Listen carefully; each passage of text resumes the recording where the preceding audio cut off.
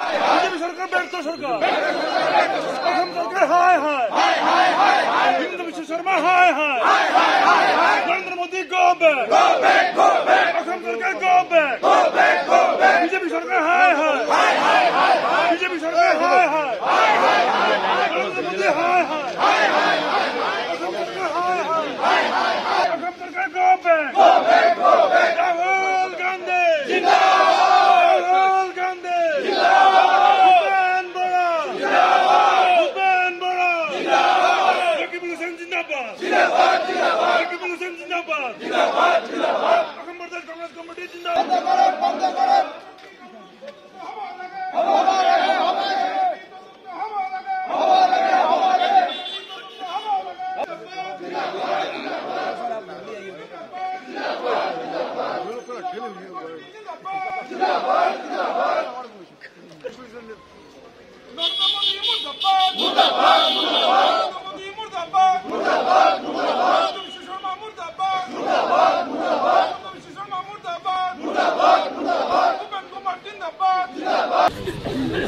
আপনারা নিশ্চয় জানে যে আমার 18 তারিখে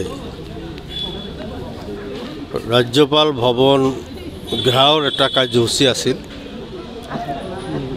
এই কাৰ্যসূচীত শান্তিপূৰ্ণভাৱে অংশগ্ৰহণ কৰা আমাৰ ভূপেন বৰাৰ নেতৃত্বত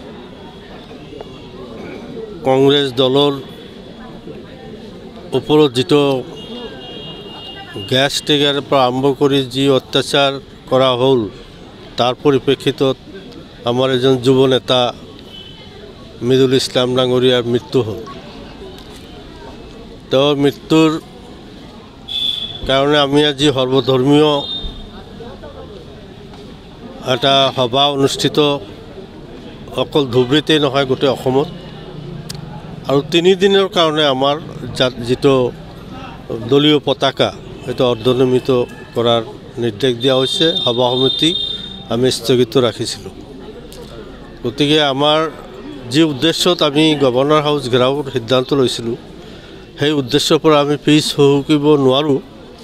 গতিকে সেইটোৰ ক্ষেত্ৰত আকৌ আমি প্ৰত্যেক জিলাই উপায়ুক্তৰ জৰিয়তে আমাৰ ৰাজ্যপাল ডাঙৰীয়াক আমি আকৌ মেমৰেণ্ডাম এখন দিম। মেমৰেণ্ডামখনৰ মূল উদ্দেশ্যই হ'ল আদানীৰ যিটো দুৰ্নীতি সেইটো তদন্ত হ'ব লাগে, তাক এৰেষ্ট কৰিব লাগে।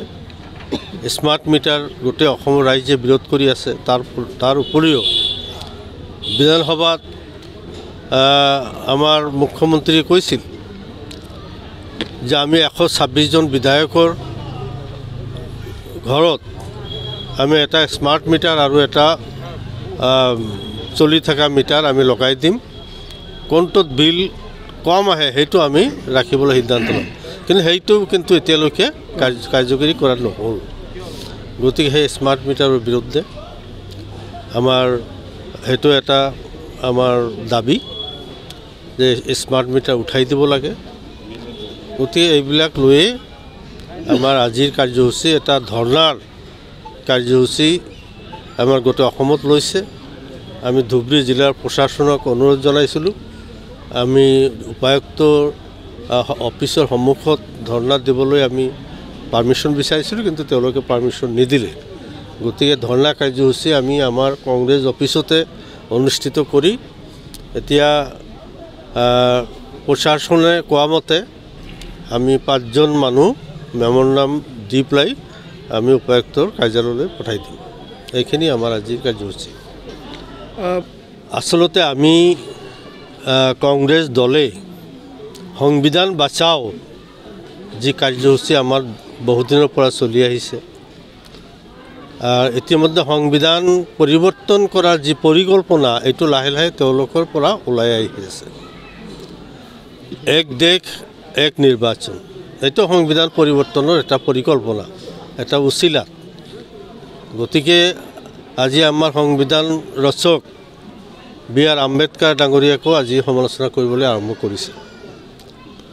গতিকে এখেতসকলে যেটো পৰিকল্পনা এই পৰিকল্পনা ব্যৰ্থ কৰিবলৈ আমাৰ নেতা ৰাহুল গান্ধীৰ নেতৃত্বত আমাৰ কাৰ্যসূচী ইতিমধ্যে হাতত লৈছে গতিকে আমি যিমান দিনলৈকে এই চৰকাৰ থাকিব সিমান দিনলৈকে আমাৰ কংগ্ৰেছ দলৰ যি কাৰ্যসূচী এইটো আমাৰ চলি থাকিব অন্য কোনো ৰহস্য নাই টিয়াৰ গেছতে গৈছে গতিকে তেওঁ যিটো হয়তো কনজিউম কৰিব পৰা নাই হয়তো গতিকে প্ৰাণ নাযায় বুলি এই কথাটো মুখ্যমন্ত্ৰী কেনেকৈ কয় গ'ল অলৰেডি গ'ল এটা সুস্থ সবল ব্যক্তি ইয়াং বৃদ্ধও নহয় ইয়াং ল'ৰা এজন এডভকেট গতিকে তেওঁ তাতেই গৈ পেলাইতো তেওঁৰ মৃত্যু হ'ল আৰু অন্য কি কাৰণ থাকিব পাৰে একচুৱেলি তেওঁলোকে ৰাজ্যৰ কণ্ঠ বন্ধ কৰিব বিচাৰিছে গণতান্ত্ৰিক পদ্ধতিতে